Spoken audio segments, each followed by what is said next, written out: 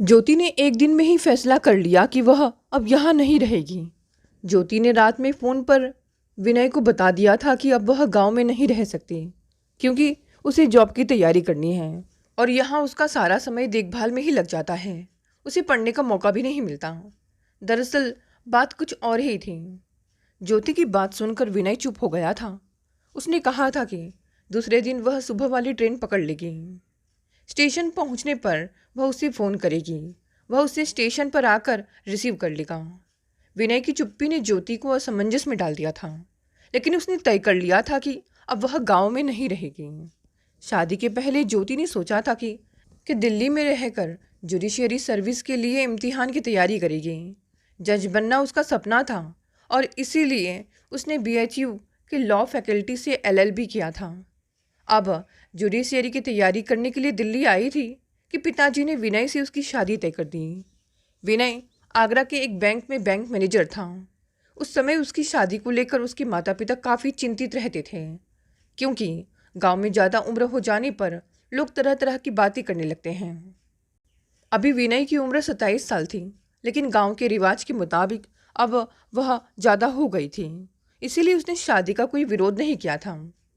विनय इकलौता बेटा था और उसके माता पिता काफ़ी बूढ़े हो गए थे, जिनकी देखभाल करने वाला कोई नहीं था। पिताजी गांव छोड़ना नहीं चाहते थे। उन्हें आगरा में उसका क्वार्टर जेल लगता था। वहाँ उनका कोई हमउम्र भी नहीं था, इसीलिए उनकी किसी से बातचीत होती नहीं थी। शहर का अकेलापन उन्हें जानलेवा लगता था। विनय को बैंक में बहुत काम रहता था, इसीलिए वह रात में देर से घर लौटता था। इसीलिए जिद करके वे गांव में ही रहने लगे थे। माँ से अब खाना बनता ना था और गांव में कोई नौकरानी मिलती नहीं थी। इसीलिए शादी के बाद विनय ने ज्योति को माता पिता की सेवा और देखभाल के लिए गांव में ही छोड़ दिया था। इसका ज्योति ने ही नहीं, बल्कि उसके माँ बाबूजी ने भी विरोध किया था। आखिर अपनी बेटी की शादी उन्होंने विनय से केवल सास ससुर की सेवा के लिए तो नहीं की थी ना। कई साल की दौड़ धूप के बाद उन्होंने विनय से ज्योति का रिश्ता तय किया था। इसके लिए विनय के पिता को अच्छा खासा तिलक दिया था। कई लोगों से सिफारिश कराई थी, तब जाकर रिश्ता पक्का हुआ था। उन्हें उस बात का डर था कि कहीं बूढ़े सास ससुर की सेवा के लिए विनय उसे गांव में ही ना रख दें, लेकिन कईयों ने उनके डर को यह कहकर बेबुनियाद ठहराया था कि विनय इतना बेवकूफ़ तो नहीं है कि शादी के तुरंत बाद नई नवेली पत्नी को बूढ़े सास ससुर के साथ छोड़कर अकेले आगरा में रहेगा, जबकि उसे मालूम है कि ज्योति BHU से लॉ ग्रेजुएट है और उसका सपना जज बनने का है। अब किसके माँ बाप बूढ़े नहीं होते हैं, केवल इस आधार पर तो शादी रद्द नहीं की जा सकती। फिर कौन सास ससुर ऐसा होगा जो अपने फ़ायदे के लिए बहू के करियर और बेटे की शादीशुदा ज़िंदगी बर्बाद करेगा। जी माँ जी, ज्योति ने सास की तरफ मुखातिब होते हुए कहा। बहू, तुमने विनय को फ़ोन कर दिया है ना?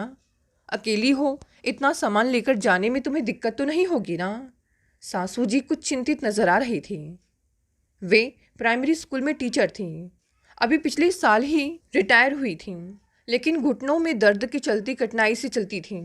वहीं ज्योति के ससुर स्थानीय ब्लॉक में क्लर्क थे। उन्हें रिटायर हुए 5 साल हो गए थे, लेकिन उन्हें दमा की बीमारी थी और थोड़ा सा चलने में उनकी सांस फूलने लगती थी। साथ ही कम उम्र में ही उन्हें डायबिटीज़ की बीमारी हो गई थी। उन्हें नियमित रूप से दवा लेनी पड़ती थी, जिसको समय पर देना ज्योति के ही जिम्मे था। वह देर से जागते थे और अभी भी सो रहे थे। चलते वक्त ज्योति ने ससुर जी से इजाज़त नहीं ली थी, क्योंकि उन्हें वह इतनी सुबह जगाना नहीं चाहती थी।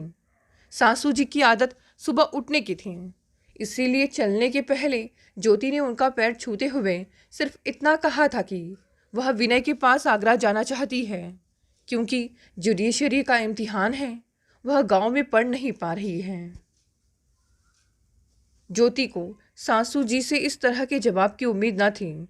वह तो सोच रही थी कि वे उसे घर छोड़कर न जाने के लिए कहेंगी, उसके सामने गिड़गिड़ाएंगी, अपने घुटनों के दर्द और ससुर जी के सांस और डायबिटीज़ की बीमारी का वास्ता देंगी कि उसके न रहने पर घर कौन संभालेगा, उसके ससुर जी को समय पर दवा कौन देगा, उनकी देखभाल कौन करेगा।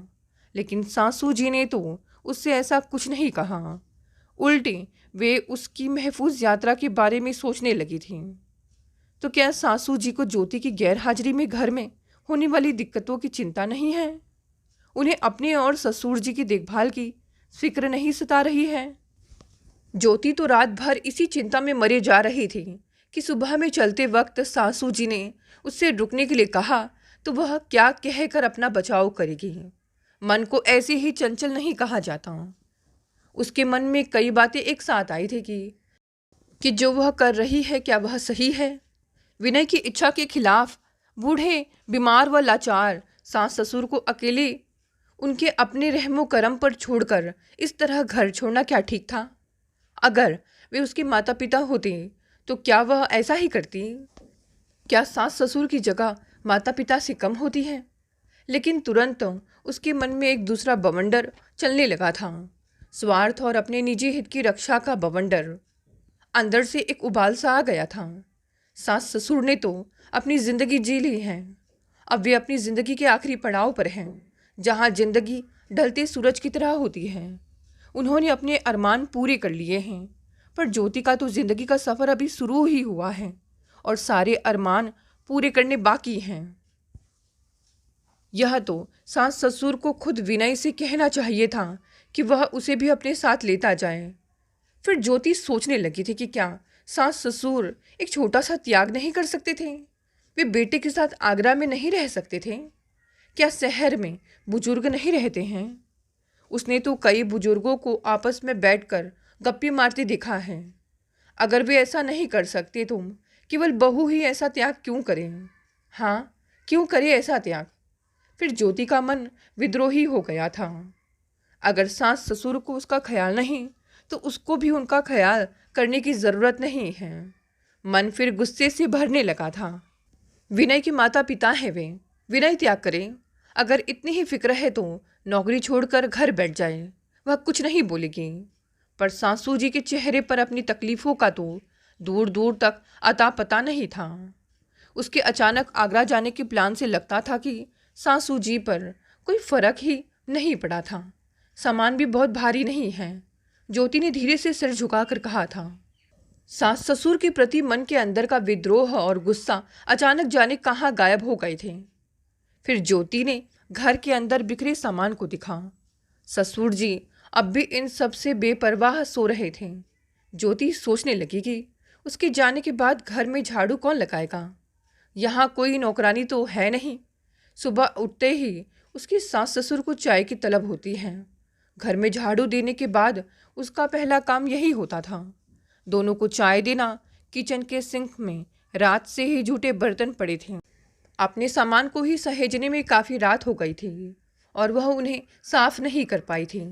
देर रात तक जागने के चलते आज सुबह ज्योति की नींद ही नहीं टूट रही थी। अगर उसने अलार्म न लगाया होता तो ट्रेन के समय तक वह रेलवे स्टेशन ही नहीं पहुंच पाती। ज्योति को विनय की नाराज़गी की भी चिंता सता रही थी। विनय ने अगर बुरा मान लिया तो क्या वह उसके साथ रहकर अपने इम्तिहान की तैयारी कर पाएगी? इससे उसकी नींद तक उड़ गई थी। सबसे मुश्किल बात यह थी कि ज्योति अब तक विनय को ठीक से समझ ही नहीं पाई थी। उसे याद आया कि शादी के बाद जब वह पहली बार अपने ससुराल आई थी तो सास ससुर के चेहरे खुशी से दमक उठे थे, पर विनय के चेहरे पर कोई जोश नहीं था। उसने अनमनी तरीके से सारी रस्मों को पूरा किया था। जब वे दोनों अपना हनीमून मनाने गोवा गए थे तब समुद्र के तट पर कई नए शादीशुदा जोड़े आए हुए थे। यह तो ज्योति नहीं जानती थी कि किस जोड़े के मन में क्या चल रहा था, लेकिन सभी के चेहरे खुशी का इजहार कर रहे थे। लेकिन ऐसा लग रहा था कि विनय वह हनीमून को भी एक रस्म जैसा निपटा रहा था। उस समय ज्योति ने इस बात को महसूस तो किया था, लेकिन इस पर ज़्यादा ध्यान नहीं दिया था। उसे लगा था कि उसका ऐसा ही स्वभाव होगा। लेकिन जब विनय ने उससे कहा था कि वह माँ बाबूजी के साथ गांव में रहकर उनकी देखभाल करे, तब उसका मन उससे विद्रोह करने लगा था। किंतु वह तो नई थी ना, दूसरे उसके सास ससुर बूढ़े और बीमार थे। इसीलिए मन महसूस कर गांव में रहना स्वीकार कर लिया था। विनय उसे आगरा नहीं ले जाना चाहता था। कभी कभी खुद ही गांव आ जाता और उससे वैसे ही संबंध बनाता जैसे कोई दैनिक काम कर रहा हो। मन में ना कोई उत्साह ना उमंग। उसने कभी जाना ही नहीं कि शादीशुदा जिंदगी में नए जोड़ों की उमंग कैसी होती है। इसीलिए जब माँ ने उसको आगरा जाने से नहीं रोका तो उसके जाने के बाद उनको होने वाली तकलीफ की ओर ध्यान गया, तो उसने अपना फैसला बदल दिया। फिर ज्योति विनय से फ़ोन करके बोली कि आगरा अभी नहीं आ पाएगी और तब तक नहीं आएगी जब तक कि सास ससुर की देखरेख का कोई उचित इंतज़ाम नहीं हो जाता। जब ज्योति ने सामान को अनपैक करना शुरू किया तो सासू जी ने पूछा, क्यों बहू, सामान क्यों निकाल रही हो? माँ जी, अब आप लोगों को अकेले छोड़कर मैं नहीं जा सकती। मेरी गैर हाजिरी में आप लोगों की कौन देखभाल करेगा? मुझसे गलती हो रही थी, माफ़ कीजिएगा माँ जी, मैं यहीं रहूँगी। माँ जी, अब आप लोगों को छोड़कर मैं नहीं जा सकती। मेरी गैर हाजिरी में आप लोगों की कौन देखभाल करेगा?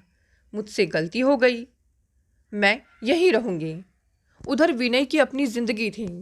एक लड़की थी नीलम, वह भी विनय के ही बैंक में काम करती थी। विनय का नीलम से परिचय नौकरी के पहले से था। दोनों बैंकिंग की तैयारी के समय एक ही जगह से कोचिंग करते थे। उसका नीलम से परिचय भी एक इत्तेफाक था। नीलम को किसी ने बताया था कि विनय गणित की कई ट्रिक जानता है, जिनसे कई मुश्किल सवाल बहुत कम समय में ही हल हो जाते हैं। उन्हीं ट्रिकों को जानने के लिए नीलम विनय से मिली थी। इस मुलाकात से उनके संबंधों का ऐसा बढ़ाया कि वह नौकरी के बाद भी कायम रहा। विनय ज्योति से शादी नहीं करना चाहता था, लेकिन वह खुलकर बाबूजी से अपने मन की बात भी कह नहीं पाया।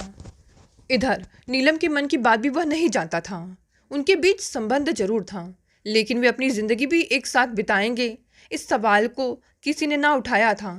फिर नीलम का एक दूसरे लड़के से भी संबंध था, जिसके साथ वह डेट पर जाती थी। इसीलिए विनय की जब शादी की बात चल रही थी तब उसने उसको बधाई दी। तब विनय का मन उदास हो गया था और उसने ज्योति से शादी कर ली थी। विनय की शादी के बाद नीलम की अपने प्रेमी से किसी को बात को लेकर अनबन हो गई और उनका संबंध टूट गया। इसी बीच उसके प्रेमी की नौकरी देहरादून में लग गई और नीलम से उसकी बातचीत भी बंद हो गई। अब विनय और नीलम अकेले रहते थे, इसीलिए उन दोनों के बीच यह जानते हुए भी कि विनय शादीशुदा है, प्रेम का अंकुरण होने लगा। विनय ने अब तक ज्योति को नीलम के बारे में कुछ नहीं बताया था। वैसे वह खुद ही इस बारे में बताता भी क्यों? ऐसे संबंधों को अक्सर पति पत्नी एक दूसरे से छिपा ही लेते हैं। विनय यह जानता था कि नीलम से उसके प्यार की पेंगे बढ़ाना गलत है।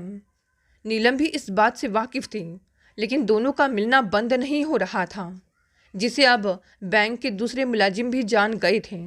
एक दिन ज्योति ने विनय को फ़ोन किया। उस समय रात के 11 बज रहे थे। उस रात नीलम के जन्मदिन की पार्टी थी। विनय भी उस पार्टी में शामिल हुआ था। अचानक उसके मोबाइल पर घंटी बजने पर नीलम ने देखा कि यह विनय का फ़ोन है, जिसे छोड़कर वह बाथरूम में चला गया है। नीलम ने फ़ोन रिसीव किया। हेलो। किसी लड़की की आवाज़ सुनकर ज्योति चौंक गई। वह बोली, क्या यह विनय का फ़ोन नहीं है? अरे विनय का ही फ़ोन है। आप कौन बोल रही हैं? मैं ज्योति, विनय की पत्नी। अच्छा, आप समझी। आपकी शादी में मैं नहीं आ सकी थी, इसलिए आपसे भेंट नहीं हुई। विनय आपको यहाँ कभी लाया भी नहीं। मैं उसकी कलीग नीलम बोल रही हूँ। आज मेरा जन्मदिन था, अभी वह मेरे यहाँ ही है, जरा बाथरूम में गया है। आता है तो आपको फ़ोन करने के लिए बोलती हूँ। वैसे आप कैसी हैं? नीलम ने ज्योति से पूछा। अच्छी हूँ, आपको जन्मदिन की बधाई।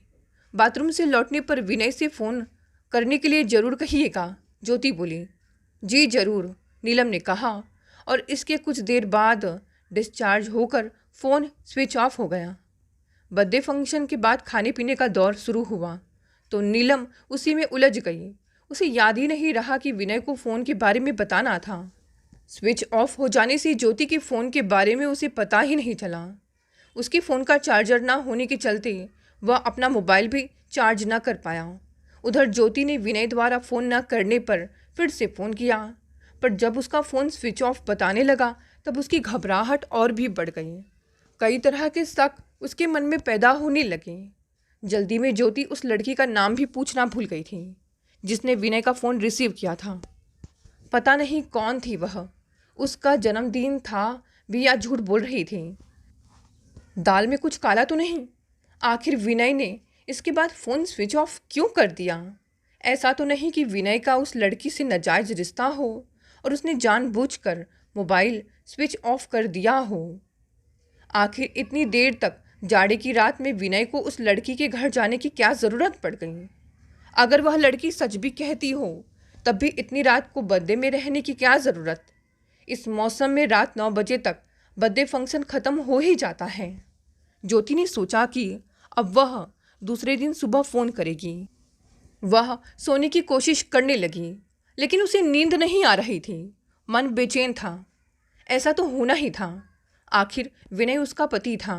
पति रात में किसी अनजान औरत के घर में हो तो नई नवेली पत्नी के दिल पर क्या बीतेगी? अब ज्योति के मन में यह भी बात घर करने लगी कि यह सब उसके विनय से दूर रहने का नतीजा है। अगर वह विनय के साथ रहती तो ऐसा नहीं होता। उसने सोचा कि अब उसे आगरा जाना ही होगा।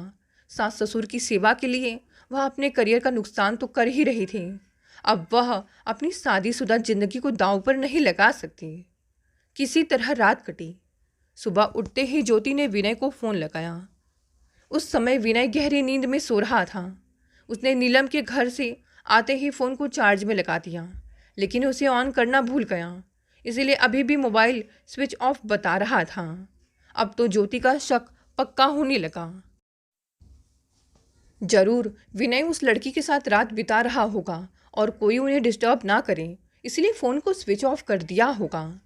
यह तो सच था कि विनय की दोस्ती नीलम से बढ़ रही थी और यह भी सही था कि इसको हवा देने का काम ज्योति का उसके साथ ना रहना था। लेकिन यह बिल्कुल गलत था कि विनय ने जानबूझकर अपना मोबाइल स्विच ऑफ कर दिया था और वह नीलम के घर में रात में था।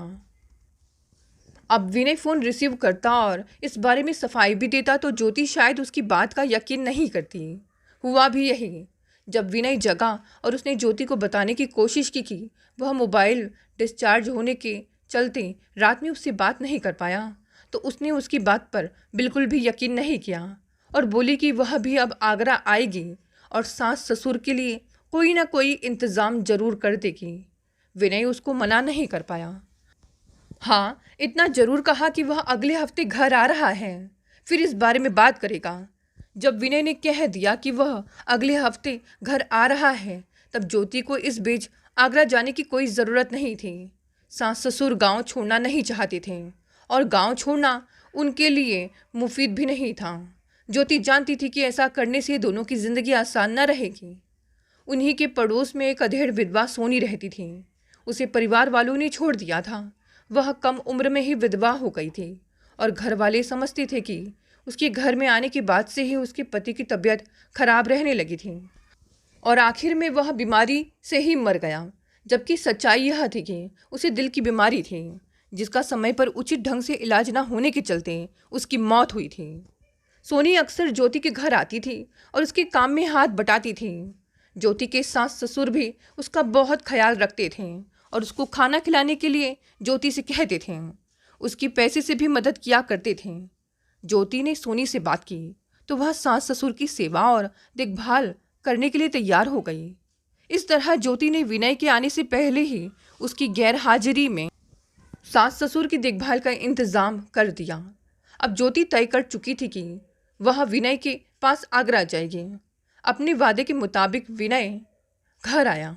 ज्योति के मन में उसके प्रति कई सवाल थे, लेकिन जब तक समय पर विनय आ गया और उसे उम्मीद बंध गई कि अब वह भी उसके साथ आगरा जाएगी, तब उसका डर खत्म हो गया।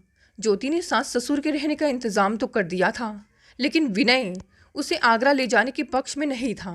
उसका कहना था कि सोनी उसके माँ बाबूजी का वैसा ध्यान नहीं रख पाएगी जैसा उन्हें इस उम्र में ज़रूरत है। लेकिन ज्योति ने जिद पकड़ ली तो उसे आगरा ले जाने के लिए तैयार होना ही पड़ा। सास ससुर की जिम्मेदारी सोनी पर डाल दी गई। यह तय हुआ कि उसे हर महीने एक तय रकम दे दी जाएगी। सोनी को इससे ज़्यादा चाहिए भी क्या था। रहने का ठौर और खाने का इंतज़ाम तो यहाँ था ही, हर महीने खर्च के लिए कुछ पैसे भी, और वह भी जब तक सोनी चाहे। ज्योति आज पहली बार आगरा आई थी। विनय जिस घर में रहता था वह एक बिजी मोहल्ले में था और उसके बैंक से काफ़ी दूरी पर था। गांव में रहने की आदि ज्योति को यह भीड़ भाड़ वाला मोहल्ला काफ़ी दमघोटू लगा। उसे समझ नहीं आया कि बैंक से इतनी दूरी पर विनय ने यह मकान किराए पर क्यों लिया है। जब ज्योति ने इस बारे में विनय से पूछा तो उसने यह कहकर टाल दिया कि बैंक के नज़दीक कोई ढंग का किराए का मकान नहीं मिला। लेकिन इस बात पर ज्योति को यकीन नहीं हुआ, क्योंकि विनय का बैंक किसी पॉश इलाके में नहीं था जहां किराए पर कोई मकान ही ना मिले या इतना महंगा हो कि उसका किराया वह दे ना पाए। पर इसकी वजह का पता उसे तब लगा जब उसी शाम नीलम उससे मिलने आई। जानती हो भाभी, आज जब तुम्हारे बारे में विनय ने बताया तो तुमसे मिलने चली आई। मेरी नानी का एक मकान इसी मोहल्ले में है। नाना आगरा में ही पहले बिजली महकमे में थे। उन्होंने एक बना बनाया मकान इस मोहल्ले में बड़े ही सस्ते में खरीद लिया था। जब तक नाना जिंदा रहे उन्होंने आगरा नहीं छोड़ा। कई सालों तक रहने के चलते इस शहर से उनका लगाव ही नहीं हो गया था, बल्कि कई लोगों से पारिवारिक संबंध भी बन गए थे। नाना जी हमेशा कहते थे कि अपनी ज़िंदगी की शाम हमेशा परिचितों के बीच ही बितानी चाहिए, वरना अकेलेपन का दंश हमेशा झेलना पड़ेगा। लेकिन नाना जी के मरने के बाद नानी कोलकाता चली गई, क्योंकि वहीं मामा जी एक कॉलेज में प्रोफेसर थे। इसके बाद मेरी नौकरी यहीं लग गई तो मैं उनके ही मकान में रहने लगी। नीलम एक ही सांस में सब कुछ कह गई। अच्छा, तो उस दिन शायद मेरा फ़ोन तुमने ही रिसीव किया था। जन्मदिन था ना तुम्हारा? हाँ भाभी, तुम ठीक कहती हो, उस दिन मेरा ही जन्मदिन था। तुमसे पहले कभी भेंट नहीं हुई थी, इसीलिए तुम मेरी आवाज़ नहीं पहचान पाई थी। तुमसे मिलकर खुशी हुई। लेकिन नीलम, तुम्हारा तो यहाँ मकान है, पर विनय इतनी घनी और दमघोटू जगह में क्यों रहता है? नीलम मुस्कुराई और बोली, इसलिए भाभी कि हम दोनों कॉलेज में एक साथ पढ़ते थे। यहाँ रहने से हम लोगों का आपस में मिलना जुलना होता है, और अब तो मैं विनय की ही मोटरसाइकिल से बैंक जाती हूँ। यह सुनकर ज्योति को अच्छा नहीं लगा। अब अच्छा लग भी कैसे सकता था?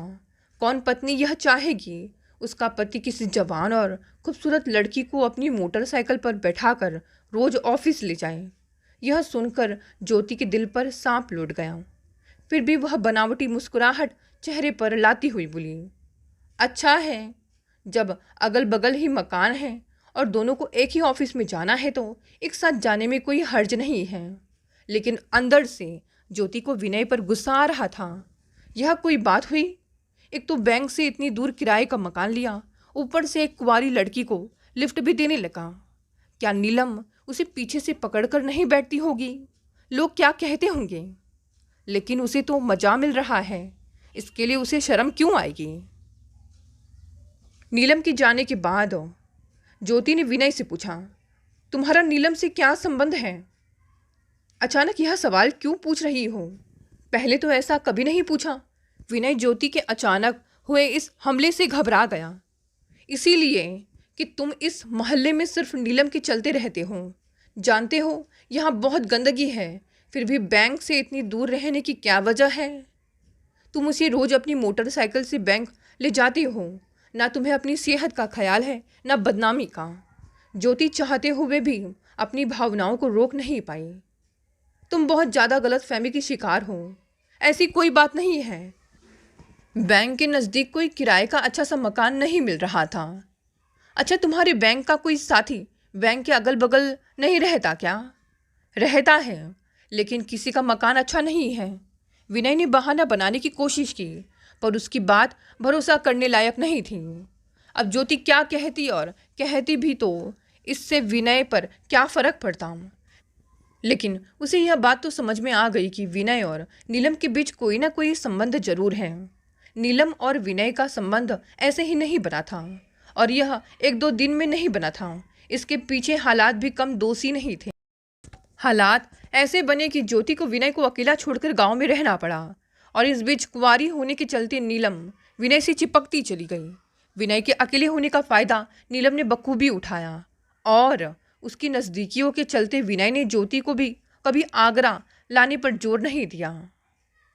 गांव में रात दिन सास ससुर की सेवा का फर्ज ज्योति पर थोपकर विनय निश्चिंत हो गया था। सास ससुर भी ज्योति के सामने ही किसी के आने पर बहू की तारीफ के पुल बांधकर उसके त्याग की जैसे कीमत चुका देना चाहते थे। ज्योति की भावनाओं का ख्याल ना विनय को था ना सास ससुर को।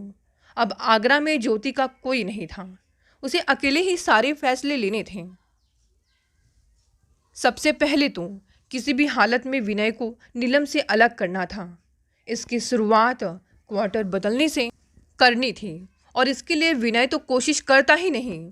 इसीलिए ज्योति ने उसके साथ ऑफिस जाने का फैसला किया ताकि खुद ही उस इलाके में कोई अच्छा सा मकान खोज सके। शुरू में तो विनय ज्योति के इस प्रस्ताव से बहुत खिंचा। वह बोला, तुम बैंक में जाकर क्या करोगी? लेकिन जब ज्योति ने कहा कि एक बार वह उसके बैंक को देखना चाहती है, पता नहीं कब क्या ज़रूरत पड़ जाए, तो वह इनकार ना कर सका।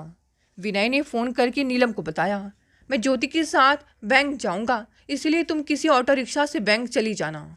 अरे यार, यह बात पहले ही बता देते। इस समय मुझे ऑटो रिक्शा के लिए 1 किलोमीटर पैदल जाना पड़ेगा। आज थोड़ी तकलीफ उठा लो। पता नहीं ज्योति को क्या हो गया है, मुझ पर तुम्हारे साथ संबंधों को लेकर शक करने लगी है। विनय छत पर जाकर बोला। वह नहीं चाहता था कि ज्योति उसकी बातें सुन ले। ज्योति भी विनय को यह नहीं बताना चाहती थी कि वह उसके साथ इसलिए जा रही है ताकि उसके बैंक के आसपास कोई किराए का मकान खोज सके। ज्योति बैंक पहुंचकर बोली कि वह अगल बगल कोई किराए का मकान खोजने जा रही है। तब विनय घबराया। वह बोला, इसके लिए तुम्हें यहाँ आने की क्या ज़रूरत है? मैं यह काम खुद भी कर सकता था। अगर तुम्हें इसी काम के लिए आना था तो रविवार तक का इंतज़ार करना चाहिए था। मैं भी तुम्हारा साथ देता। क्या अनजान जगह में अकेले तुम्हें गली गली मकान के लिए भटकना अच्छा लगता है? तब ज्योति को लगा कि उसने विनय पर अविश्वास कर और उससे झूठ बोलकर गलत किया है। वह शर्मिंदगी से भर उठी। उसने कहा, मैं थोड़ी देर के लिए नीलम को साथ ले लेती हूँ। देखो ज्योति, यह बैंक है, यहाँ स्टाफ की ऐसी भी कमी है। अगर तुम नीलम को साथ ले जाओगी तो यहाँ का अकाउंट सेक्शन कौन संभालेगा? बैंक में कस्टमर तुरंत हल्ला मचाना शुरू कर देंगे। उस दिन चाह कर भी ज्योति बैंक से बाहर नहीं निकल पाई और दिन भर बैठे बैठे बोर होती रही। बैंक में उसका नीलम के अलावा किसी से परिचय नहीं था, इसीलिए वह उसी के पास बैठी रही। नीलम काम में इतनी बिजी थी कि उसे उससे भी बात करने की फुर्सत नहीं थी। फिर भी उसने उसका काफ़ी ख्याल रखा। विनय ज्योति के इस बर्ताव से काफ़ी दुखी था। नीलम भी अब जान गई थी कि ज्योति विनय को उससे अलग करने के लिए उसके साथ बैंक तक आई थी, पर उसने अपने मन की बात उससे नहीं की। नीलम के इस अच्छे बर्ताव ने ज्योति के मन में उसके प्रति विचार को बदल दिया। अब उसे इस बात का अफसोस था कि उसी के कारण नीलम को उस दिन ऑटो रिक्शा से आना पड़ा। अब बैंक से घर लौटने का समय हो रहा था। ज्योति उस समय नीलम के टेबल के पास बैठी थी। विनय किसी ज़रूरी काम से चीफ ब्रांच मैनेजर के चैम्बर में गया हुआ था। तभी नीलम मुस्कुरा कर बोली, मैं कल से अपनी स्कूटी से बैंक आऊँगी। अब तो आप खुश हैं ना? यह सुनकर ज्योति को लगा जैसे किसी ने चाबुक मारकर पीठ पर नीला कर दिया हो। उससे इसका जवाब देते नहीं बना। तभी विनय आता हुआ दिखाई दिया। अभी मुझे काम है, इसलिए घर लौटने में देरी होगी। तुम नीलम के साथ घर लौट जाओ। विनय ने ज्योति से कहा, चलो भाभी, इसी बहाने तुम मेरा भी मकान देख लोगी। नीलम ने खुशी जाहिर करते हुए कहा, लेकिन नीलम, मैं तुमसे एक बात बताना भूल गई थी। वह कोने में बैठी हुई जो दुबली सी लड़की दिखाई पड़ रही है ना, उससे मैं दोपहर में मिली थी। वह बहुत कम उम्र की लग रही थी और विनय के साथ तुम भी काम में लगी थी तब उसके पास चली गई थी। उस समय वह अपने केबिन में अकेली थी। मैं उससे जानना चाह रही थी कि वह इतनी कम उम्र में सर्विस में कैसे आ गई। मैंने जब उसको अपना परिचय दिया तब वह बहुत खुश हुई और ऑफिस के बाद चाय पर अपने घर चलने का न्योता दिया। जब मैंने उससे किराए के मकान के बारे में पूछा तब वह बोली कि उसके मकान में 2 कमरे खाली हैं। अब हमें 2 कमरे से ज़्यादा की ज़रूरत तो है नहीं, क्यों ना चलकर बात कर लूँ? हाँ, शायद तुम समीरा के बारे में बात कर रही हो। वह ईसाई है और यहाँ से थोड़ी ही दूर पर उसके किसी रिश्तेदार का मकान है। वह वहीं रहती है। अभी वे दोनों बात कर ही रही थी कि समीरा आ गई। अब वह भी घर जाने की तैयारी कर रही थी। आप भैया को भी साथ ले लीजिएगा भाभी। मैंने अपने रिश्तेदार से बात कर ली है, वे उस फ्लैट को किराए पर देने के लिए तैयार हैं। अभी आप मेरे साथ चल कर देख लीजिए, आपको मकान पसंद आएगा। समीरा मुस्कुराते हुए बोली। लेकिन आज तो मुझे बैंक से निकलने में देर हो जाएगी, विनय ने कहा। तो ज्योति बोली, उससे क्या फ़र्क पड़ता है, आज होटल में डिनर कर लेंगे, रोज़ रोज़ इतनी दूर आने से तो फुर्सत मिलेगी। विनय ने कहा, तुम समीरा के साथ बैठो, मैं थोड़ी देर में अपना काम निपटा कर आता हूँ। और वह अपने केबिन में चला गया। तभी नीलम ने कहा, आज डिनर मेरे यहाँ रहेगा भाभी, मैं घर जाकर इसका इंतज़ाम करती हूँ। जब तक तुम लोग लौटोगे डिनर तैयार मिलेगा। ठीक है, ज्योति ने कहा। सुबह जिस नीलम को लेकर उसे चिंता सता रही थी वह भी अब नहीं रही। जिस तरह नीलम उसका सहयोग कर रही थी, उससे तो यही लग रहा था कि वह बेवजह उसके और विनय के संबंधों को लेकर इतनी चिंतित थी। नीलम ऑटो रिक्शा से घर लौट गई और डिनर की तैयारी में जुट गई। इधर विनय ने अपना काम झटपट निपटाया और मोटरसाइकिल को बैंक परिसर में ही गार्ड के हवाले कर ज्योति और समीरा के साथ उसके मकान पर पहुंचा। समीरा वहां अपनी मां के साथ रहती थी। उसके पिता एक बीमारी में गुजर गए थे। एक बहन थी जिसकी शादी हो गई थी। चेन्नई में उनका एक पुश्तैनी घर था जिसे उसकी मां ने बेचकर रुपए बैंक में जमा करा दिए थे। अब उसकी मां उसी पैसे से आगरा में ही एक फ्लैट खरीदने का मन बना रही थी। लेकिन समीरा का कहना था कि बैंक से उसे बहुत ही कम ब्याज पर लोन मिल जाएगा, इसीलिए अब फ्लैट समीरा के नाम से लोन लेकर खरीदने का मन था। ईएमआई बैंक में जमा पैसे के ब्याज से देना था। विनय समीरा से काफ़ी सीनियर था, इसीलिए समीरा उसकी काफ़ी इज्जत करती थी। आज तो उसकी पत्नी भी आई थी। मकान मालिक समीरा का रिश्तेदार ही था, इसीलिए विनय को किराए पर मकान देने के लिए राजी करने में उन्हें दिक्कत नहीं आई। विनय और ज्योति को मकान बहुत पसंद आया। यह न हवादार था बल्कि काफ़ी साफ सुथरा भी था। किराए का एडवांस देकर और चाय नाश्ता करने के बाद विनय और ज्योति सीधे नीलम के घर पहुँचे, क्योंकि अब काफ़ी समय हो गया था और अपने क्वार्टर जाकर लौटने में काफ़ी रात हो जाती। अगर आप फ्रेश हो जाती हो तो हो लो, डिनर तैयार है, नीलम बोली। तो ज्योति बाथरूम में चली गई। विनय ने कहा, मुझे बाथरूम जाने की ज़रूरत नहीं है। मकान ठीक लगा, नीलम ने पूछा। हाँ, कमरे तो 2 ही हैं, लेकिन बड़े बड़े हवादार भी हैं। अच्छा है, भाभी की चिंता खत्म हुई। लेकिन अब मुझे परेशानी हो गई। नीलम कुछ ना बोली। तभी ज्योति आ गई। खाने की मेज पर तीनों बैठे। कब तक नए मकान में शिफ्ट होना है, नीलम ने पूछा। अगले हफ्ते तक। इस बीच मकान में सफाई का काम करवाऊंगा, क्योंकि पिछले 6 महीने से मकान बंद था और पिछले किराएदार ने उसमें जगह जगह कीले गाड़ रखी हैं। बाथरूम और किचन दोनों गंदे हैं। जब तक हम नए मकान में शिफ्ट नहीं हो जाते, नीलम को अपने साथ ही ले जाना विनय, ज्योति ने कहा। तो विनय चुप हो गया। पर अब मैं खुद ही विनय के साथ ना जाऊंगी भाभी, नीलम ने कहा। तो ज्योति को कुछ कहते ना बना। सच तो यही था कि उसी के चलते विनय को दूसरा मकान लेना पड़ा था, वरना जैसे चल रहा था वैसे ही चलने देती वह। लेकिन औरत सब कुछ बर्दाश्त कर सकती है, किसी पराई औरत की अपनी शादीशुदा जिंदगी में दखलंदाजी नहीं। भाभी, अब तुम विनय को संभालो, उसे तुम्हारे प्यार की ज़रूरत है। मैं तुम्हारी ज़िंदगी में दखल देना नहीं चाहती। अब मैं अपने दिल की बात छुपाऊं तो तुम्हारे प्रति नाइंसाफ़ी होगी। यह सच है कि मैं विनय से प्यार करने लगी थी। कई बार दिमाग हमें सलाह देता है, क्या करना चाहिए क्या नहीं, हिदायत देता है, लेकिन दिल उसे अनसुना कर देता है। लेकिन भाभी, जीवन सिर्फ भावनाओं से नहीं चलता।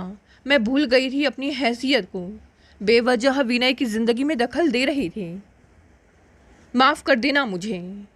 यह कहते हुए नीलम रो पड़ी। ऐसा कुछ भी गलत नहीं हुआ था नीलम।